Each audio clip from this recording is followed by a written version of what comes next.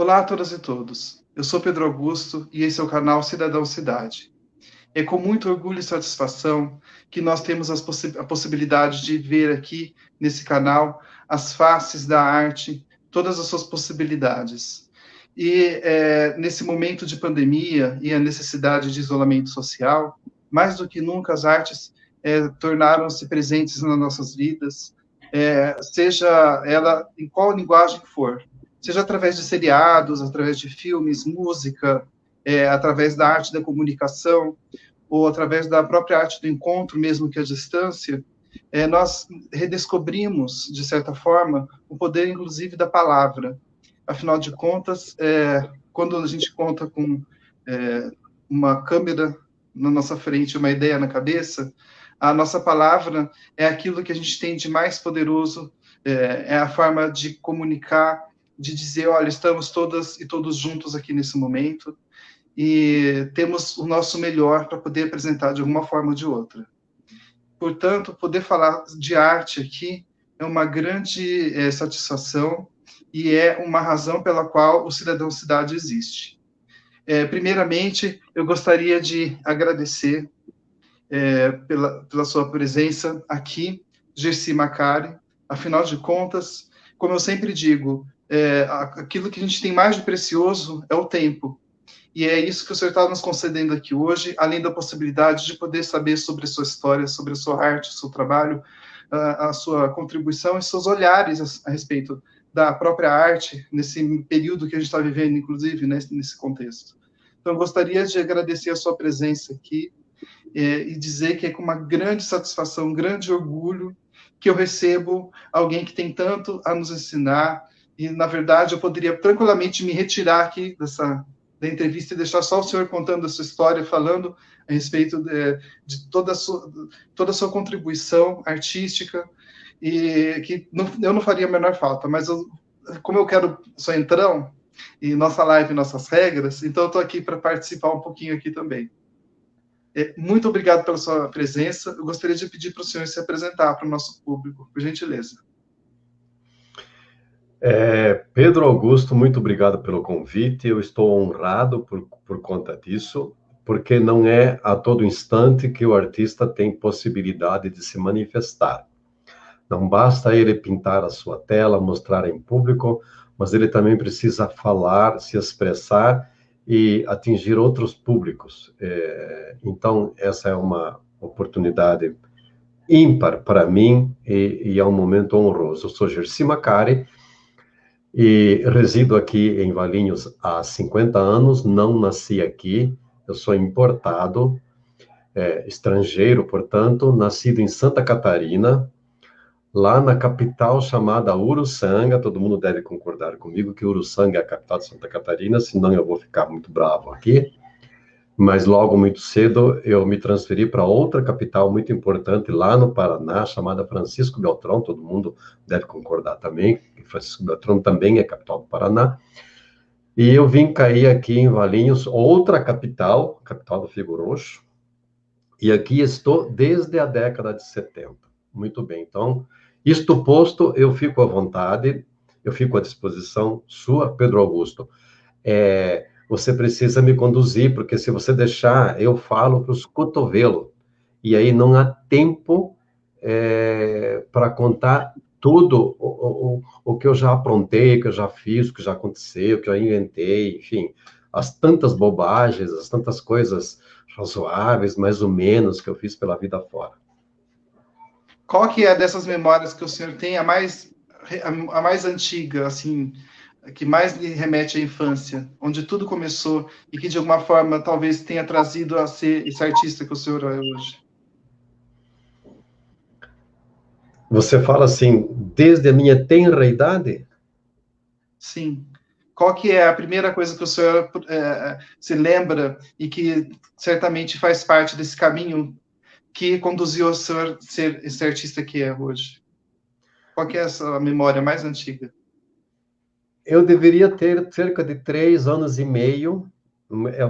São lampejos que aparecem dentro de um contexto em que eu, morando em Santa Catarina, no alto de um morro, Por isso as montanhas aparecem muito no meu trabalho, porque estava cercado de morro. E na casa onde habitava, meu pai e minha mãe, eu sou o filho mais velho, também habitava um outro tio com os filhos dele, meus primos, portanto, e a gente ia brincar de descer aquele morro, né, cheio de grama, sentados na casca do coqueiro, aquela casca que encobre o cacho de coco, né, que parece uma canoa, a gente sentava naquilo lá e descia morro abaixo, sabe? Não sei como que a gente não se arrebentava, mas isso é uma lembrança de um momento desses, lampejos, né, dessa fase, e por conta dos tantos morros que circundavam aquela paisagem. Assim, a gente está vendo aqui uns trechos assim dos seus quadros aqui atrás do senhor, que estão aqui aparecendo no seu cenário aqui, e dando uma observada nos quadros que estão disponíveis na internet, eu pude observar a grande presença do trabalho da terra, da relação com a terra nos seus trabalhos. Eu queria que o senhor falasse sobre essa importância da terra. Então aí começa a minha história. Sou filho de agricultor. E como tal, eu passei a minha infância na roça, ajudando em todas as atividades que existem, que se desenvolvem na roça, e principalmente por ser o filho mais velho de uma série deles, nascidos tipo escadinha, nós éramos 10 irmãos. Muito bem, eu, então, filho mais velho. Quando eu cheguei na idade de 5, 6 anos, eu já comandava algumas atividades na casa, tá certo? Cuidando, inclusive, dos abaixo de mim, porque minha mãe precisava ir para a roça para ajudar meu pai, tá certo? Muito bem. Então, eu vivi nesse meio rural até quase completar os meus 13 anos, fazendo tudo. Indo para a roça para capinar, plantar, colher, seja milho, feijão, arroz, etc. Derrubar mato, cortar lenha. Em casa, os afazeres de uma casa de sítio, tipo varrer terreiro, tirar leite da vaca, acender o forno, fazer pão, ajudar a fazer o queijo, ajudar a fazer a polenta, limpar a casa, passar pano, varrer, buscar água na fonte, enfim, todas essas atividades. Ao atingir os 13 anos, eu acabei entrando para o seminário, para a vida religiosa. E aí começou uma mudança radical na minha vida. Eu saí de casa, deixei todo mundo e comecei uma longa trajetória em direção ao sacerdócio. Queria ser padre, na verdade, né? E dentro do seminário, eu sou do tipo que fez ginásio ainda, lá no século passado. Então, dentro da grade curricular, tinham duas matérias que eu me identifiquei com elas. E eu era bom nas duas matérias. Ninguém me batia, porque eu era bom. Desenho e música. O resto era normal, né? Então, nessa longa trajetória, sabe, tendo aulas com os professores da matéria, eu me dedicava depois, em tempo fora do horário escolar, aí, momento que a gente tinha momentos livres, né? Que você podia ir brincar, você podia ler um romance, você podia não fazer nada e tal, e eu buscava fazer algumas coisas diferentes com os poucos recursos que eu tinha na mão, caderno de desenho, algum lápis e coisa e tal. E ao longo dessa minha trajetória, né, eu fui buscar também a minha identidade, que ela apareceu, sabe? O artista, por mais que ele queira, ele se perde de um lado para o outro, ou melhor, vai para um lado e para o outro, e de repente ele encontra um caminho. Haja vista todos os grandes mestres da pintura, né, em que eles, no começo, fizeram várias coisas e depois encontraram uma identidade. E assim foi comigo. E eu busquei a referência das atividades é, da roça, do sítio, na minha tela. Ou seja, eu usei todos os elementos, todas as situações, ou quase todas as situações que eu vivi, convivi e convivo ainda, porque eu vou sempre lá recarregar a pilha, buscar inspiração, tá certo? E também como matemática, hoje, com, digamos, com um olhar um pouco crítico, né? No sentido de a agricultura familiar, da qual eu venho, está desaparecendo, dando espaço para os grandes latifúndios. Os grandes empresários da agricultura acabam expulsando de suas pequenas de seus pequenos espaços, porque compram e vão juntando e formando grandes plantações, e o agricultor é obrigado a ir para a cidade, aonde ele passa a fazer parte da periferia, porque ele não tem formação técnica nenhuma, estudo, graduação, não tem. Ele sabe plantar, colher, etc, etc, etc, e acaba indo para a cidade achando que vai estar bem, tá certo? Sei disso porque a minha cidade, quer dizer, onde mora a minha família, Francisco Beltrão, os bairros periféricos são cheios, povoados de ex-agricultores que foram para lá, conseguiram comprar um lotezinho e ter uma casinha e foram ser trabalhadores com salário mínimo, né? Então, a temática que aparece hoje é um resgate socioeconômico, cultural, histórico, psicológico, de uma atividade que está perto da extinção, mas que ela é a base fundamental para a produção de alimentos para nós que moramos, nós que moramos na cidade. Se não fossem eles, que produzem, nós estaríamos com falta de alimentos. E ainda existe muita agricultura familiar. O sul é quase todo tomado ainda por agricultura familiar. Não é no Brasil, por aí afora, você já sabe que as coisas não são desse jeito. Ainda tem isso, e é o meu trabalho de fixar isso em tela, tá, sabe? Com esse olhar crítico. Isso me faz pensar que, assim, existe um olhar a respeito de arte enquanto objetos que têm objetivo somente ornamental. Quer dizer, a arte também ela tem o poder de nos remeter a uma reflexão política, a uma reflexão, inclusive emocional. Afinal de contas, de repente, uma pessoa que nunca venha ter contato com o campo, pessoas que nunca venham a ir pessoalmente em um local para ver como que é uma plantação. Essas pessoas que, através dos seus quadros, podem ver assim uma forma, uma visão dessa realidade como uma janela para o mundo. Então, eu gostaria de perguntar para o senhor como que é, para você, como que é essa possibilidade de ter, através dos seus quadros, janelas para o mundo, para uma realidade, para uma possibilidade, para pessoas que talvez assim nunca venham a ter contato, como eu disse, com essa possibilidade de ir até o campo. Bom, possibilidade dela ir até o campo, ela tem a partir do momento em que ela estiver disposta a enfrentar estradas de terra esburacadas, etc. Mas aí ela vai sentir essa beleza que é a vida no campo, a paisagem campestre. Mas, do meu ponto de vista, e o italiano diria o seguinte: secondo me, a função da arte não deve ser apenas decorativa. Ela pode ser decorativa, mas não deve. A verdadeira arte não deve desenvolver só esse papel.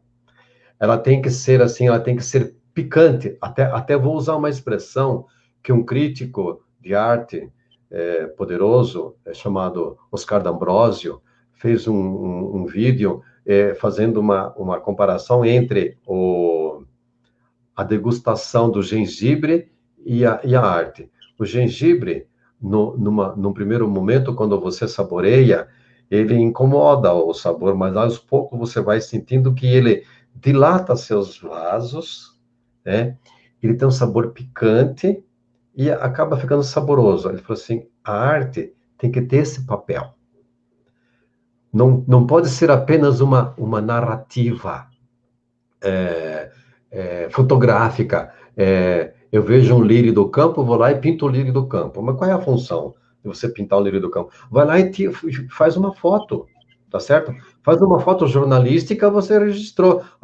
Agora pega um fotógrafo artista, ele vai e tem ele tem um olhar artístico para fazer aquela foto. Aquela foto ganha uma dimensão extraordinária. Então, a arte ela tem que ter um papel crítico, contestador, informador e provocativo, tá certo? Senão não é arte, entendeu? Então, ela tem que olhar para frente, adiante daquilo que está aqui ao meu redor. Ou seja, apresentar um outro olhar sobre aquilo que está ao meu redor.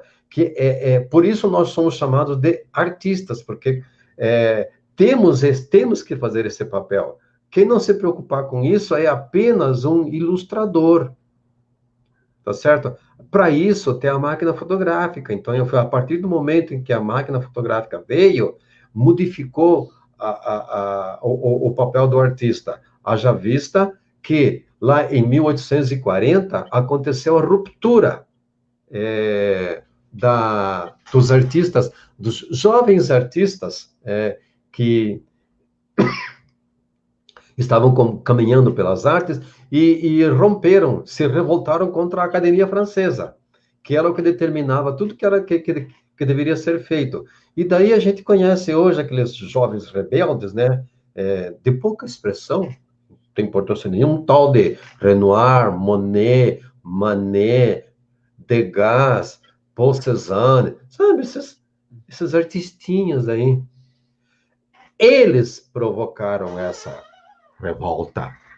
Porque eles entenderam, falaram assim, olha, por que a gente tem que pintar segundo a academia sempre e não podemos colocar a nossa visão?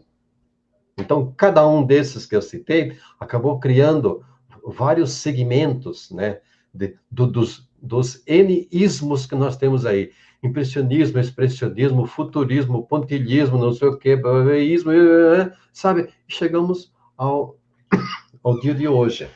Porque alguém lá percebeu que eu tenho que ser provocativo, eu tenho que ser um vaso dilatador, eu tenho que fazer diferente, eu tenho que colocar um outro olhar sobre aquilo que está ao meu redor. E aí eu lhe pergunto, o que é ser artista? Um provocador, uma pessoa que olha além daquilo que está na frente dele e ser honesto com o trabalho dele. Quando foi que o senhor se entendeu enquanto artista? Você viu uma tela e teve vontade de pintar aquilo, de repente se transformou? Ou foi uma consequência de algum momento? Como que foi que aconteceu? Tem uma longa história. Nós temos tempo para falar tudo isso? Que ela é longa. O tempo é todo seu, o programa é todo seu. Você que é o cidadão cidade. Quando eu tinha, lá na capital do sudoeste do Paraná, Francisco Beltrão, exatamente no lugar chamado Seção São Miguel. Se eu não falar esse nome, a minha família que está antenada aí vai me... Então, lá em Seção São Miguel, onde mora a minha família, Seção São Miguel, aliás, Francisco Beltrão é importante porque está próximo de Seção São Miguel, tá? Eu tinha cerca de 6 anos, eu acho, 6, eu ainda não tinha, ou tinha começado a ir para a escola. Porque se começava a frequentar a escola naquela época a partir dos 7 anos. Não tenho precisão da idade, da idade que eu tinha, mas tenho precisão do fato. Passou o Natal, o Natal era o momento mais importante do ano na nossa vida, lá. Quem cuidava de enfeitar o pinheirinho era eu. Eu tinha e tenho até hoje paixão pelo Natal e pela árvore de Natal, pelo pinheirinho, certo? Eu nem gosto de chamar árvore de Natal, eu chamo de pinheirinho. Muito bem. Como eu vivo lá, vivíamos no mato, então a gente cortava um pinheirinho, né? É claro que meu pai determinava, esse sim, esse não, esse sim, esse não. Como ele escolhia? Ele escolhia dentre os pequenos que tinham ali em volta do pasto, né? Aquele que ele sabia que não ia vingar porque ele estava aí no meio de vários mais viçosos e aquele lá teria que ser destruído de alguma forma. Então, corta esse e enfeita. E a decoração do pinheirinho era toda produzida por mim. Não tínhamos dinheiro para comprar bolas de Natal, não sei o que, tudo que você tem hoje. Isso não existia. Não tinha dinheiro e não existia. Como eu fazia? Eu caçava maços de cigarro que as pessoas jogavam na rua e que eles tinham envolto aquele papel laminado do maço. Eu guardava tudo aquilo. Depois eu cortava, eu fazia estrelas de 5 bicos com papelão que eu arrumava, que minha mãe me arrumava, que eu caçava com os outros. Aí eu fazia velas do material chamado sorgo, que é feito, que é o produto que se faz vassoura. Eu cortava em pedaços e enrolava aquele papel laminado. A única coisa que eu pedia para minha mãe, e que ela concordava e comprava para mim, era um papel almaço. Conhece isso? Não, desculpa, papel crepom, que é almaço. Papel crepom, vermelho, azul e amarelo, né? Então, e eles soltam tinta. Você molha, solta tinta. Com aquilo, eu decorava casca de ovo, que eu obrigava minha mãe a, quando ela fosse fazer bolo, bolacha, cuca, pudim, etc., não era para ela quebrar a casca, ela fazia um furinho embaixo, outro em cima, tá certo? E depois me dava a casca. Eu decorava aquilo lá. Então, às vezes, precisava colar alguma coisa, a cola eu fazia com farinha de trigo e com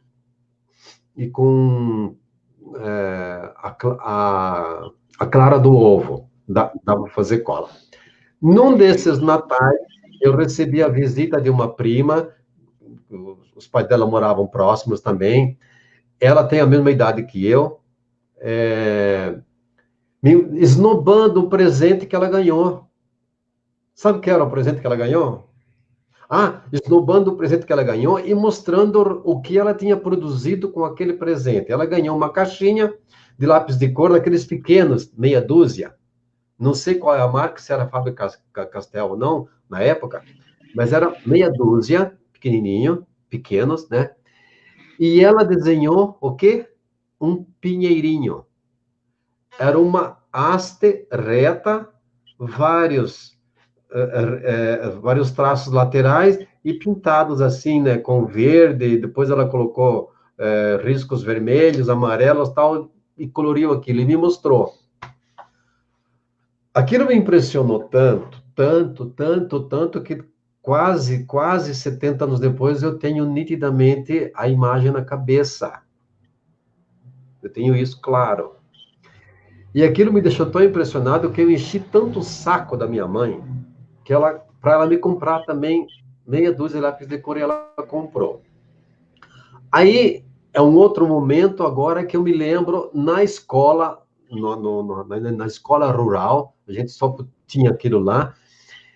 Na sexta-feira, depois do recreio das 10 horas, a gente tinha a aula de desenho. A professora não desenhava porra nenhuma, não sabia nada, mas tinha que ter aula de desenho.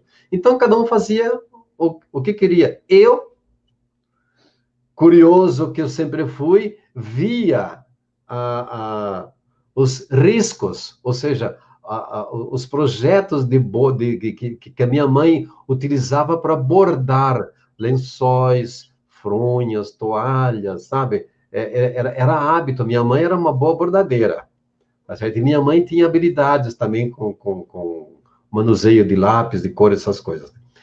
E eu reproduzia aquilo que estava na minha memória, que eu via ela bordar nas fronhas e nos lençóis, tá certo? Aí vem a parte de que agora que eu entro no seminário, que recebo aulas de pintura.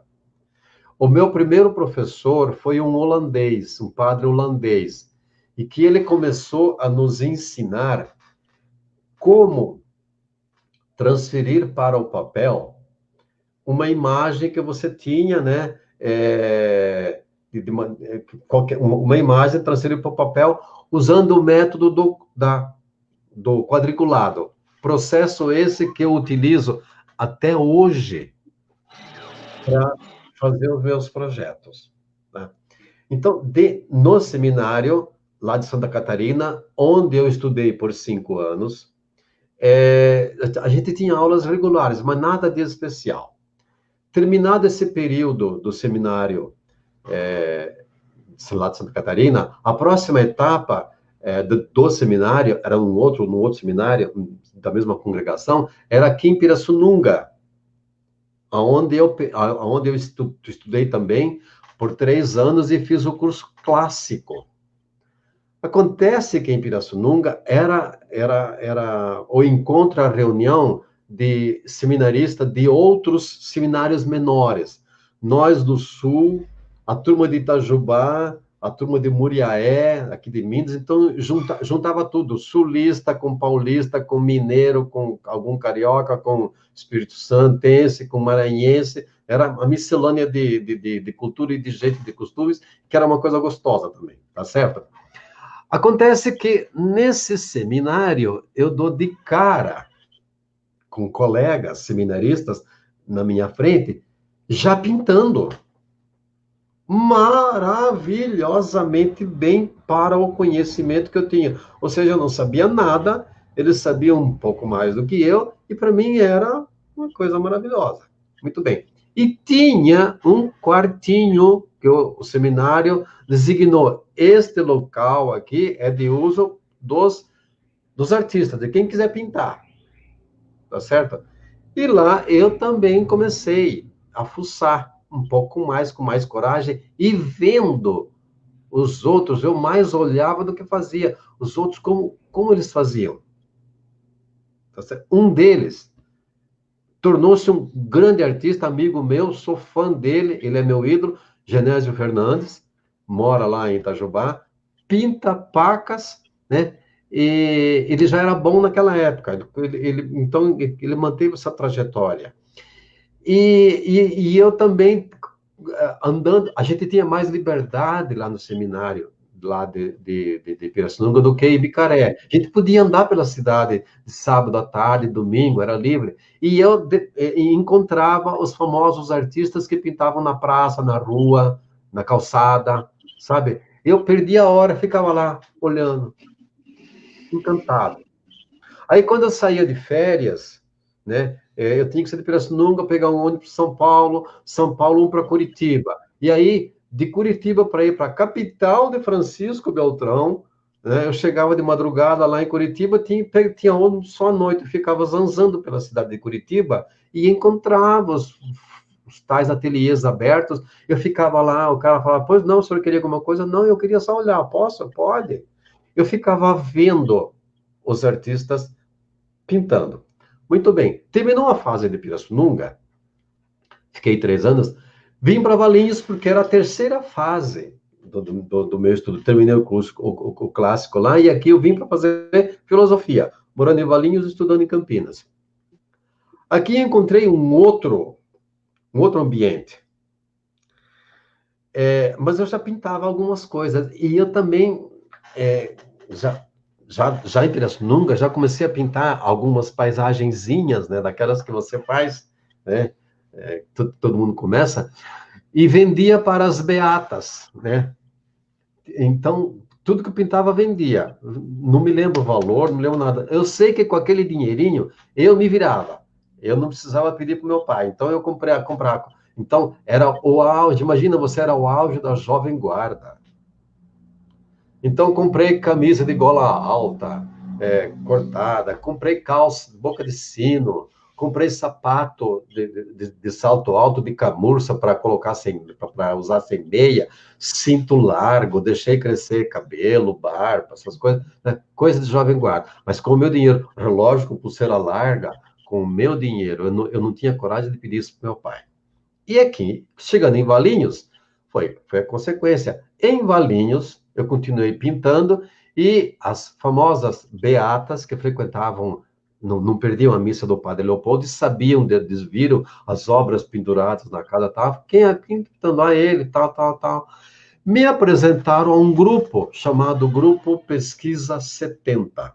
Era um grupo de malucos de Valinhos, os jovens rebeldes, que se reuniam numa casa que alguém cedeu no centro de Valinhos, para se reunir e pintar. Então, um mundo diferente, coisas diferentes, coisas malucas. Para mim, tudo maluco. Imagina eu, formação religiosa assim, ó,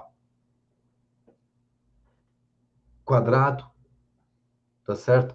É, conservador, religioso, e de repente me deparo com essa turma assim, respeitavam regras, não tinha nada, uns não acreditavam em religião, outros, enfim.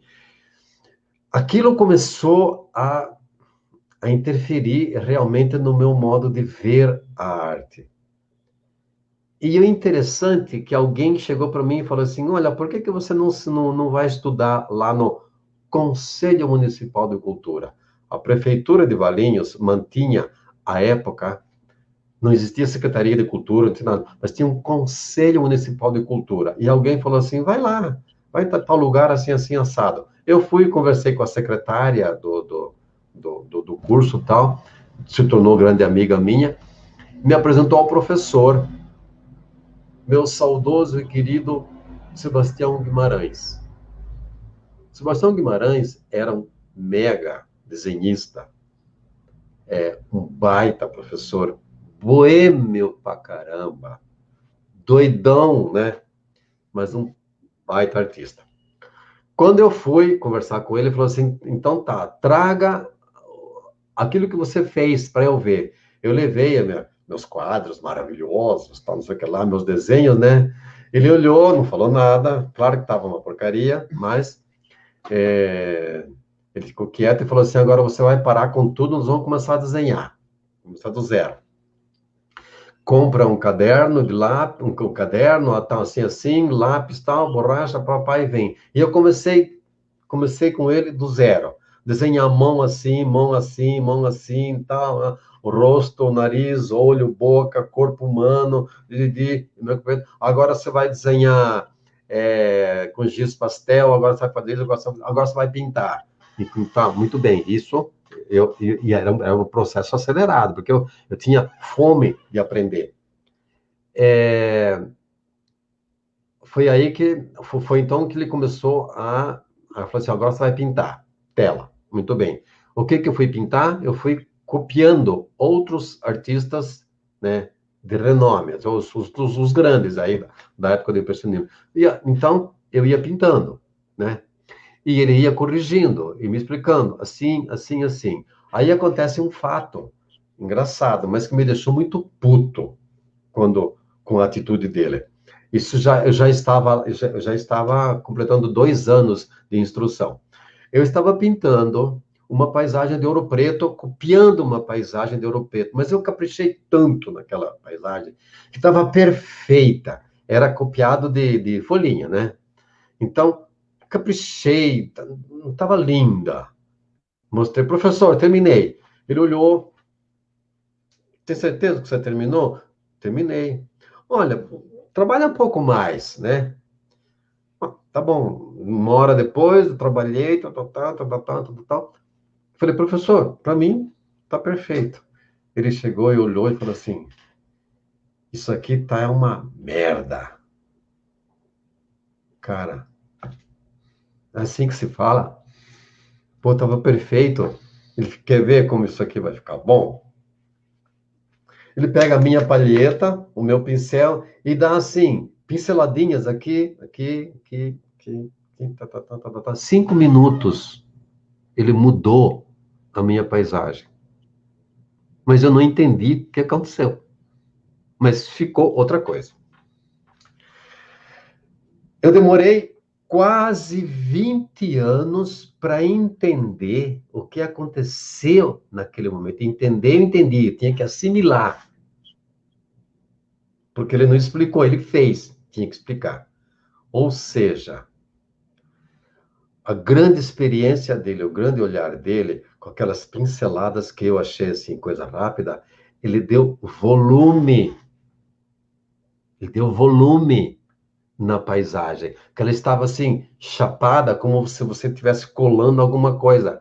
Então, com a tinta mais clara, amarelo, ele reforçou onde devia ter luz, tá certo? E aí, com coisa mais escura, ele reforçou a sombra. Então, você com esse trabalho, né, você sabendo onde você deve reforçar, escurecer, clarear, você consegue dar profundidade e volume. Dificilmente alguém ensina isso, como faz isso. Eu faço, eu tenho vários alunos, eu faço isso. Falei assim, o pulo do gato é esse aqui, ó. Ele falou assim, mas eu não consigo mais clarear aqui. Falei, não é clareando, é escurecendo agora. Você já clareou. Não, não coloca mais claro ali, não, isso escurece. E aí, sabe? Então, Sebastião Guimarães, ele, na verdade, ele me adotou como o, o aluno preferido dele, porque ele percebeu, naquele momento, que o único que estava pegando a coisa para valer era eu, porque o resto eram todos, a maioria que estudava lá, ou era criançadinha, que os pais colocavam para estudar alguma coisa, ou eram as senhoras da Society Marinhense, né? Que é chique, né? Eu estou fazendo pintura. Estava lá pintando seus vasinhos de flores, seu barquinho, sua prainha, sua natureza morta, para enfeitar a casa, para dizer para as amigas, fui eu que pintei, tá certo? Enfim, aí chegou um momento em que ele chegou para mim e falou assim, agora você vai fazer pintura moderna. Até então aqui se usa-se a palavra o acadêmico impressionista. Para mim é impressionista, mas enfim, era aquilo que eu fazia. Você vai fazer pintura moderna? Falei, que caça é isso? Pintura moderna, né? Como é que é isso? Então ele falou assim, olha, você vai, olha essa paisagem aqui, essas casas, desenha essas casas, mas não como elas estão, não assim, de maneira moderna. Ele não explicava assim, não tinha didática, mas aí o que ele fazia? Eu era um bom observador. Ele falou assim, olha aqui, eu vou dar um exemplo para você. Aí ele desenhou, pegou o meu caderno e falou assim, desenhou uma baiana com tabuleiro na cabeça, mas assim, sabe, 4 quadrados, um quadrado que era o corpo, outro quadrado que era saia, perna, tal, e um risco assim, tal. Ele falou assim, o que é isso aqui? Uma baiana, perfeito. Aí ele fez uma natureza morta, ele colocou uma roda assim, colocou um peixe, dois traços, fez um peixe, pronto, era uma natureza morta. Aí ele deu a ideia da paisagem. Ele colocou um quadrado assim, tal, mais outro assim, era uma paisagem rural, uma vila. Falei, captei vossa mensagem, ó sábio guru. Ele falou assim para mim, então, para a próxima aula, você me traga quantos estudos você puder fazer, que a gente vai começar a fazer esse tipo de trabalho. Ah, bicho. Mas eu fiz tanto estudo, tanto projeto, que eu falei que dava para. Eu tinha preparado tantos projetos que tinha material para trabalhar um ano. E cheguei todo, né, ping-pong, para o professor, e falei, professor, olha aqui, ó, estuda isso aqui, ó. Deixa eu ver o que presta aqui. O cara, ele começou botando um X. Não presta, não presta, não presta, esse tá bom. Não presta, não presta, não presta, está bom. Não presta, não presta. Dos 30 e poucos projetos que eu fiz, ele aprovou 3. Olha que sacana. Eu já achando que eu estava bom. Mas esses puxões de orelha que ele me dava era uma maneira de... Opa, é por aí. Aí, o grande problema foi que no encerramento de um ano, né, parava assim em dezembro e ia se retomar em fevereiro e tal. De um ano para outro, o teacher sumiu, desapareceu, escafedeu-se. E eu estava preparando o meu avant-première, minha estreia, para expor em Campinas, sob a orientação dele, ele me abandona desse jeito. Cara, foi triste. Aí entra uma outra professora, top, de Campinas, continuei fazendo tal, mas aí ela chegou para mim e falou assim, não, você não vai ensinar nada, você já sabe tudo, você já é artista. Ô, cacete, né? Aí, e assim ela se comportou. Então, eu estava fazendo o papel digamos, de professor adjunto dela, professor assistente dela, não adjunto, assistente, ajudando ela a dar aula, porque eu já sabia mais, etc, etc. Então, aquilo desanimou. Eu parei. Bom, nesse momento, então, a minha vida virou de perna para o ar. Por quê? Eu parei, eu saí do seminário, o padre me desligou do seminário porque ele me chamou, não me chamou, ele mandou uma carta para mim, mal educado. Mandou uma carta para mim dizendo o seguinte, eu estava de férias. A carta dizendo o seguinte, que falou uma série de coisas que eu não servia para viver em comunidade porque eu era muito individualista. De fato, é verdade isso. E que na verdade, eu estava demonstrando que a minha vocação não era a do sacerdócio, e sim era seguir meu caminho, aquilo que eu escolhi, que ele percebeu que eu amava bastante, que era a pintura e a música, porque desde aquela época, eu estudava violino, né? Comecei no seminário também. Ele me desligou, então eu estava de férias, eu voltei para Valinhos para pegar as minhas coisas, mas aqui eu fiquei. Então, nesse momento, o que aconteceu?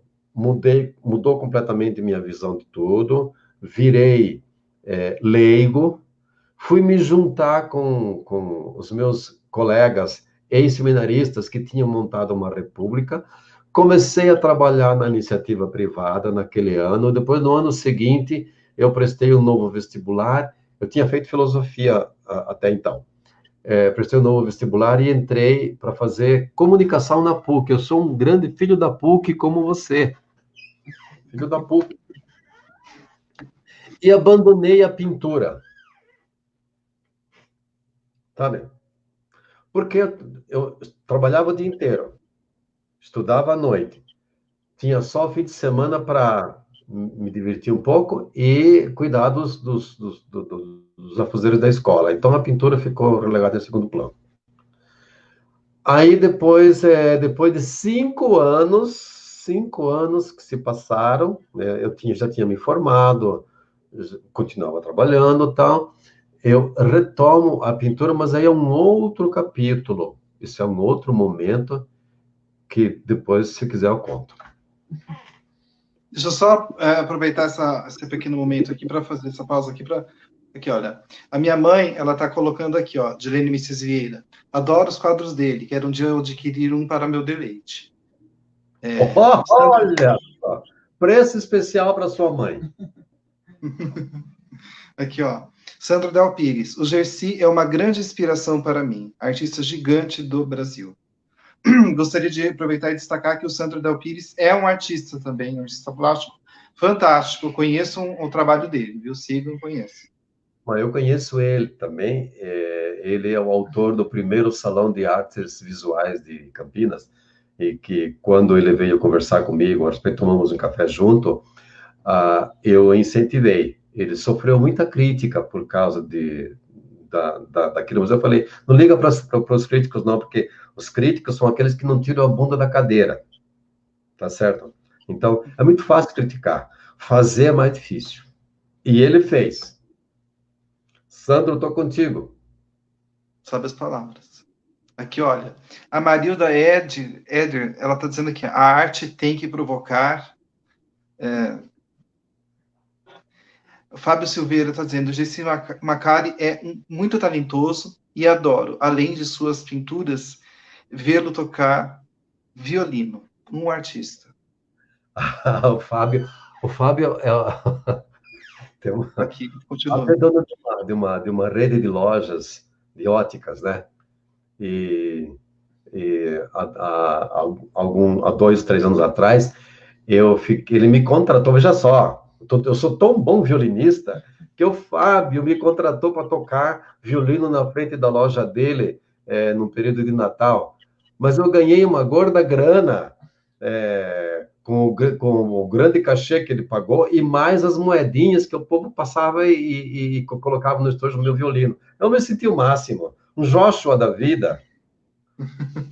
Paganini. Puxa, devia ter pedido para o senhor trazer o seu violino para tocar aqui para gente um pouco, né? Não faz isso, que estou fora de forma. Aqui, olha, Sueli Ribeiro está dizendo, Macari, um grande artista. Marilda disse, Pedro, pede para ele mostrar as telas, se puder. Ele é muito legal. Claro que eu, se puder, se tiver algo que você possa nos mostrar, por favor.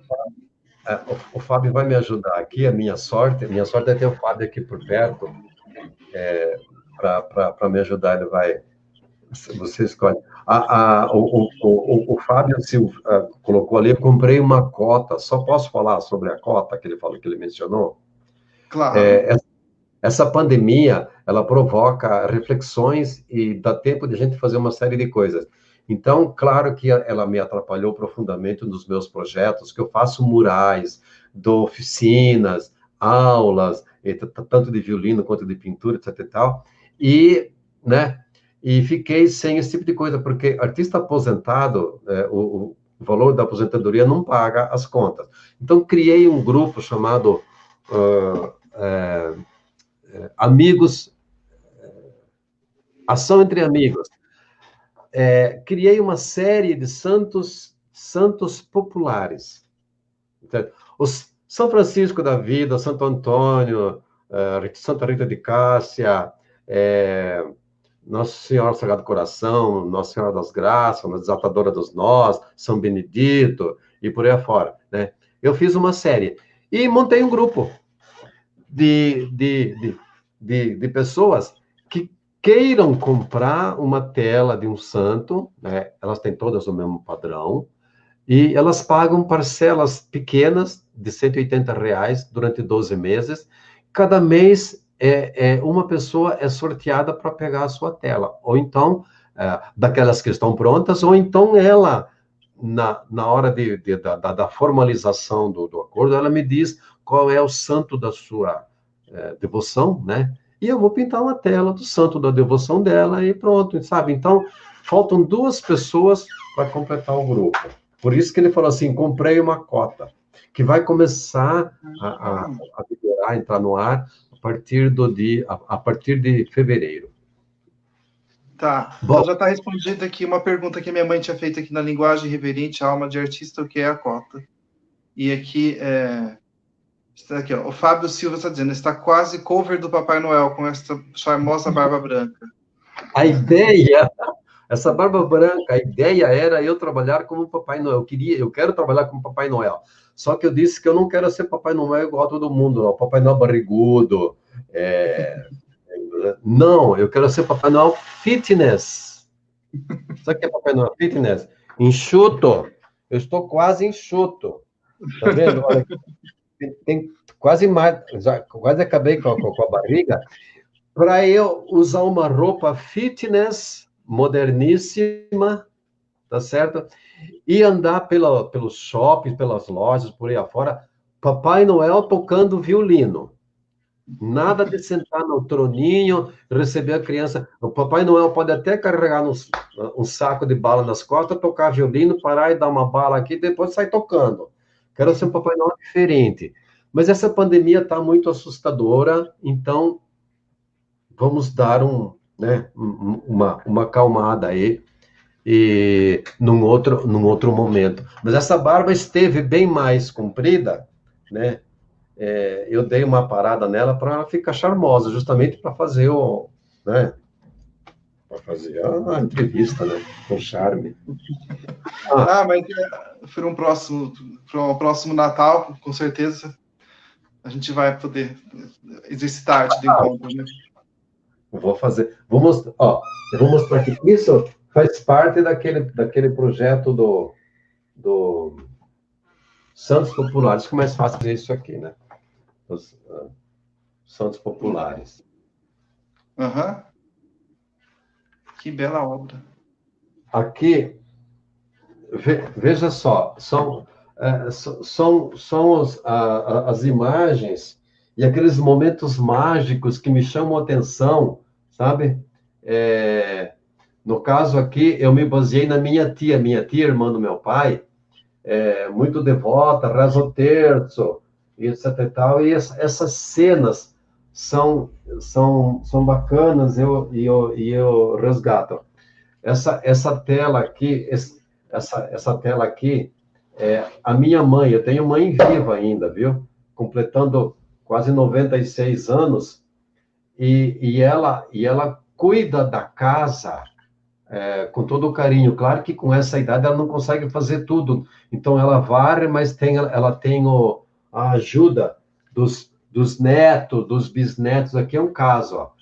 Minha mãe perto da casa dele, a lavoura ao fundo, e o bisneto dela, o Arthur, que vai lá ajudar a Bisa, e depois, por causa dessa ajuda, ele vai ganhar um pirulito, um punhado de balas, que é assim que a minha mãe seduz os netos e bisnetos. E os filhos, os adultos, ela seduz com uma cervejinha gelada na geladeira, nunca falta. É esperta ela. Sabe? Então, a minha temática religiosa por conta da minha formação religiosa, né? Olha, só aqui aproveitando aqui, olha, parabéns pela entrevista. Os artistas artesãos de Valinhos devem ser muito mais valorizados. Gostaria de fazer coro aqui com essa voz e dizer que o meu espaço aqui, o Cidadão Cidade, está completamente à disposição para artistas artesãos de Valinhos. Se tiver alguma dica de alguém que possa conceder entrevista aqui para o canal, por favor, entre em contato comigo, tá? Quantos você quiser, nós temos aqui para te indicar, e gente muito boa. É claro que eu posso indicar aqui um concorrente meu, e que ele vai chegar aqui e dizer para você que ele é o maior artista de Valinhos. Tudo bem. Ele é maior porque ele é mais alto que eu. Ele é o maior. Mas o mais importante sou eu. Não tem como. Ele chama Genivaldo Amorim, tá certo? Então, ele se mira, ele se espelha em tudo que eu faço. Por isso ele cresce. As pessoas que não sabem qual é a nossa relação acham que a gente se odeia, não pode nem se ver. A gente briga nas redes sociais, provocando, né? Mas nós somos muito amigos. E essa história é comum. Não, eu sou o maior artista. Eu falei assim, perfeito. Você é muito maior, mais alto que eu, mas o mais importante não adianta. Aí depois, quando um quer dimensionar a importância, eu sinto, aí eu vou citando. Você já esteve em tal lugar? Não, então não vem como conversa comigo. Sabe? Então essas brincadeiras, depois acaba virando pizza, bolo de laranja na casa dele, pizza na minha casa, vinho, aperol, cachaça, essas coisas. Então, depois eu vou confirmar com ele aqui a versão dele aqui. Quero ouvir a versão dele aqui da história. Olha. Eu vou passar.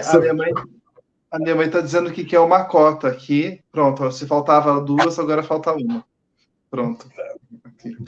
Vou anotar aqui. Não, não, essa entrevista está dando um resultado fantástico. Horas aqui. Como o nome da sua mãe? Dilene Messias Vieira. Isso. Depois eu pego os contatos. Dilene Messias Vieira. Vieira. É interessante que esses dias aqui, eu tenho aqui um amigo do tempo do seminário, naturalmente, e ele é apaixonado por produção de vinho, é tradição da família dele. Casualmente, ele também é da capital, sudoeste, Francisco Beltrão, vizinha de Seção São Miguel, tá certo? Francisco Ferron. Então, ele faz um vinho espetacular e um espumante mais espetacular ainda, que eu prefiro o espumante dele do que os famosos franceses. E esses dias, a esposa dele me sondou, tipo assim, eu gostaria de comprar no máximo 2 quadros menores, pequenos, né, para colocar em tal lugar assim, porque a minha parede é pequena. Eu falei, tudo bem, beleza, tá, mas quanto vai cobrar? Eu falei assim, dinheiro eu não quero nem um centavo seu. Como assim? O que você quer? Vinho e espumante. Fechei o negócio. Não, então, primeiro eu produzi uma série e ela escolheu 3. Ela falou, quanto que é? Eu falei assim, transformar tudo em espumante e vinho. Então, eu tenho garantido praticamente o ano que vem todo o espumante e o vinho que eu preciso tomar, porque a gente é apreciador aqui né, dessas coisas boas. Essas coisas que fazem a diferença da vida, entendeu? Eu pinto e preciso de estímulos. Muitos procuram outros estímulos. Eu tenho esse. Justo. Antes da gente encerrar, eu gostaria de perguntar para você como que é saber que a sua arte pode ser estímulo para que outras pessoas venham a ser artistas também, para que outras pessoas possam pintar as suas realidades, o mundo através dos seus olhares. Como que é ser essa possibilidade de estímulo, de inspiração para que outras pessoas venham a ser artistas também? Olha, eu não tenho uma fórmula para dizer isso, mas eu acho que para aquelas pessoas que gostam de pintura e aquelas pessoas que querem pintar, gostam de pintar, a minha sugestão é que eles entrem no Google, pesquisem essa gama de artistas que existem de primeira linha, não precisa ser exatamente eu, né? Mas de primeira linha que existe por aí afora, e veja o estilo de cada um e algum caminho, algum estilo o identifica. Feito isso, certo? É mão na massa, não tem fórmula. Não existe, olha, é assim, assim, assim, assado.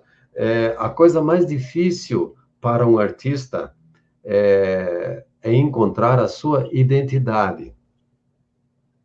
Não é uma coisa simples, tá certo?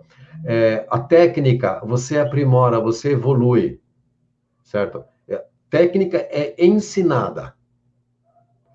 Criatividade se tem e se trabalha em cima dela e se elabora. É um processo contínuo. A inspiração, a inspiração. Eu ouvi essa frase já um monte de vezes e ela é atribuída a diferentes autores, né? Que diz o seguinte: uma obra de arte é construída com 5% de inspiração e 95% de transpiração. Eu não sei exatamente quem falou isso, mas eu costumo repetir, tá? E depois tem uma outra frase que eu também ouvi, e a última vez que eu ouvi é atribuída a Picasso. Tipo assim, por que você não está pintando? Eu ouço isso frequentemente. Não, estou parado, estou sem inspiração, estou não sei o quê, estou sem inspiração. O dito autor da frase diz o seguinte: olha, a inspiração vem a qualquer momento. Para ela chegar, você precisa estar trabalhando. E eu sou testemunho disso. Sou testemunho aqui que isso é verdade. Por quê? Essa pandemia me reteve dentro de casa. Eu estou isolado. Eu saio, sabe, quando extremamente necessário. Nada além disso. Cozinhamos aqui em casa, compramos as compras por internet, fazemos as compras no supermercado por internet, e sabe, só aquele que você assim, preciso ir, vapt-vupt, tá? Então, o tempo todo aqui dentro de casa nos possibilita refletir e trabalhar. Eu estou trabalhando o tempo todo. Eu trabalhei exatamente até as 6h30, antes dessa entrevista. Hoje é sábado, é dia de não fazer nada. Não, a gente estando aqui, ou está vendo séries ou algum filme, ou estou trabalhando. Eu no meu métier, o Fábio nas coisas dele, tá certo? E aí, nesse estar fazendo, eu estou fazendo, as ideias, a inspiração vem surgindo. Quanta coisa! Cara, nunca pensei em participar daqueles concursos chamados de pequeno formato. Sabe o que significa concurso de pequeno formato? É pintar a coisinha desse tamanho assim. Participei e fui selecionado lá em Bangladesh, na Índia. Nunca imaginei na vida pintar um botijão de gás. Pois entrei num concurso promovido pela Consigás, certo? Ela fez um chamamento público, convocou os artistas a se inscreverem, e houve, segundo ela, cerca de 500 inscrições, e ela ia escolher 10. Eu sou um dos 10 finalistas. Recebi um bujão de gás aqui. Você sabe o tamanho da dificuldade que é pintar uma superfície cilíndrica? Que você não consegue ter a visão da sua obra como um todo numa superfície plana, sabe? Ver o todo, não. Você tem que vê-la por partes, né? É mais difícil para equilibrar, para harmonizar cor e tonalidades, etc, etc, etc. Pintei. Então, os 10 artistas, cada um fez o seu trabalho, e o concurso é por votação. O mais bem votado receberá um prêmio de R$ 10.000, e os demais recebem um cachezinho de R$ 500. Tudo bem. Foi fantástica a experiência, apesar dos problemas que aconteceram no meio do caminho. Mas, independente disso, o desafio, né, foi prazeroso de fazer esse tipo de coisa. Ou seja, aqueles que querem ser artista, mão na massa, não tem outro caminho. É fazer. Você pode buscar orientação, conversar com outros artistas, ver muita coisa, ler sobre arte. Que fazer arte não é ficar pintando. Você pode pintar um vaso de flor e fica uma merda, tá certo? É melhor tirar uma fotografia e pintar um vaso de flor e fazer uma obra de arte. Exemplo, os girassóis de Van Gogh.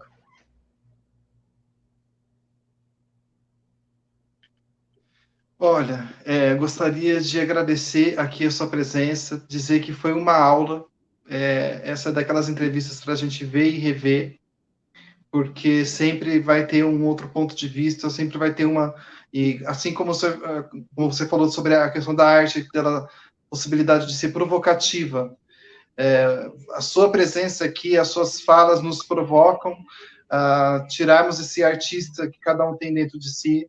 E, afinal de contas, para ser artista não é necessário querer viver de arte, né? Tem aqui, olha, a Marilda está dizendo, viver de pintura deve ser dificílimo. Mas, assim, tem pessoas também que, inclusive, vivem de arte, que eu conheço, que são, inclusive, professores, que estão tendo muita dificuldade nesse período de pandemia. Então, é dificílimo. E eu gostaria de destacar aqui a possibilidade de trazer a arte para a vida das pessoas que não são ou não se reconhecem necessariamente como artistas, mas como uma possibilidade de dialogar consigo mesmas, de autodescoberta, que a arte pode proporcionar. Gersi, quais são as possibilidades que as pessoas têm para entrar em contato com você, para, enfim, saber sobre a sua obra, para conversar, enfim, como são os meios?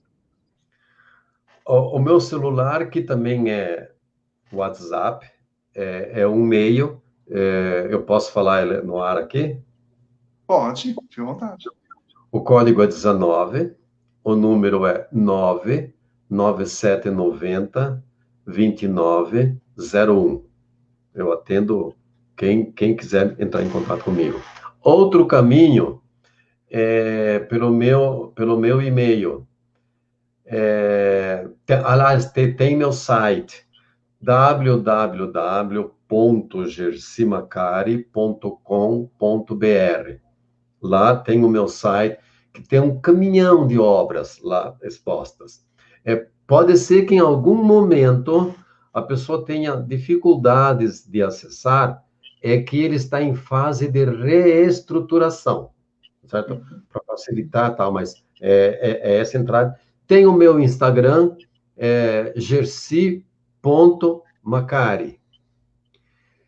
Tem o meu Facebook, como é que é? Gersi.macari, você acha. E tem um detalhe: se você digitar Gersi Macari no Google, você vai encontrar 252 milhões de páginas que falam da família Macari de uma maneira geral. Claro que eles falam bem de mim. Por favor, vocês só leiam aquilo que fala bem de mim, porque a família Macari é muito grande. Aqueles Macari que aparecem lá com processo, com ação judicial, foram presos, não são parentes, não conheço, tá certo? Não tem nada comigo.